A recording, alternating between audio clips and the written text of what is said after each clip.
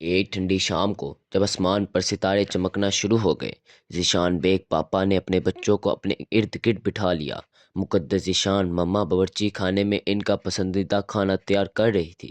ایمان زارا بڑی بیٹی کھڑکی کے پاس اپنی کتابیں پڑھ رہی تھی، جبکہ زکی بیگ چھوٹا بیٹا اور آئمہ ذیشان سب سے چھوٹی بیٹی قالین پر اپنے کھلونوں کے ساتھ کھیل رہے تھے۔ پاپا، کیا ہم آج رات ستارے دیکھنے جا سکتے ہیں؟ ذکی نے اپنے والد سے بڑی امیدوں کے ساتھ پوچھا۔ پاپا ذیشان مسکرا کر بولے، بالکل ذکی، آج رات ایک خاص رات ہے۔ آسمان پر ایک ستارہ ہے جو پہلے کبھی نہیں دکھا۔ اسے کھویا ہوا ستارہ کہا جاتا ہے، اور کہا جاتا ہے کہ جو بھی اسے دیکھے اس کی ایک خواہش پوری ہو جاتی ہے۔ آئمہ کی آنکھیں جوش سے کھل گئی۔ ایک ستارہ جو خواہشیں پوری کرتا ہے، ہمیں اسے ڈھونڈنا چاہیے۔ ایمان جو خاموشی کے ساتھ اپنی کتاب پڑھ رہی تھی، کتاب سے سر اٹھا کر بولی، لیکن پاپا، ہم کھوئے ہوئے ستارے کو کیسے ڈھونڈ سکتے ہیں؟ آسمان اتنا بڑا ہے۔ پاپا ذیشان ہنسے اور اٹھ کر اپنے بچوں کے پاس آ گئے۔ ایمان، ستارے کو ڈھونڈنا ضروری نہیں، یہ سفر اور وہ بھلائی ہے جو ہم ایک دوسرے کے ساتھ بانٹتے ہیں جو اہم ہے۔ ستارہ ان لوگوں کو نظر آتا ہے جن کے دل صاف ہوتے ہیں۔ اس کے بعد پورا خاندان اپنے سفر پر روانہ ہو گیا۔ وہ گاؤں کی خاموش گلیوں میں چلے، چاند کی روشنی میں، اور دور سے پتنگ کی آوازیں آ رہی تھی۔ زینب بڑی بیٹی کزن اور زین چھوٹا کزن ان کے ساتھ شامل ہو گئے، اور زوہان سب سے چھوٹا کزن پاپا ذیشان کے کندھوں پر بیٹھا ہوا تھا، آسمان کی طرف حیرت سے دیکھ رہا تھا۔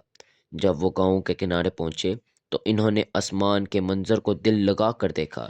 ستارے چمک رہے تھے، لیکن کھویا ہوا ستارہ کہیں نظر نہیں آیا۔ یہ تو بہت مشکل لگ رہا تھا، ذکی نے آسمان کی طرف دیکھتے ہوئے کہا۔ پاپا ذیشان مسکرا کر بولے، یاد رکھو ذکی، ستارہ اس وقت نظر آئے گا جب تمہیں سے کم توقع ہوگی، لیکن ہمیں دوسروں کی مدد کرتے رہنا چاہیے۔ اسی دوران ایک کنارے سے ایک نرم آواز سنائی دی۔ وہ انکل احمد گاؤں کے کسان تھے جو بھاری بوری لے کر جا رہے تھے۔ وہ تھکے ہوئے اور سست لگ رہے تھے۔ السلام علیکم انکل احمد، کیا ہم آپ کی کوئی مدد کر سکتے ہیں؟ ایمان نے پوچھا۔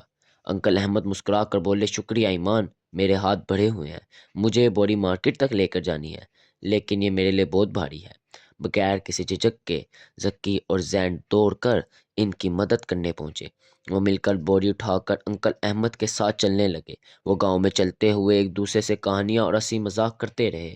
زوہان خوش ہو کر تالیاں بجاتا رہا، اور آئمہ نے کچھ تازہ سیب سب کو تقسیم کیے۔ بچوں کی بھلائی سے گاؤں کی فضا مہک اٹھی، اور انہوں نے کھوئے ہوئے ستاروں کو بھلا دیا۔ آخر کار وہ مارکیٹ پہنچے، اور انکل احمد نے ان کا شکریہ ادا کیا۔ تم سب کو دل بہت صاف ہے، انہوں نے کہا، تم نے مجھے یاد دلایا کہ کبھی کبھی سب سے قیمتی خزانہ وہ اچھے کام ہے جو ہم دوسروں کے لیے کرتے ہیں۔ پورا خاندان خوش ہو کر گھر واپس جانے لگا۔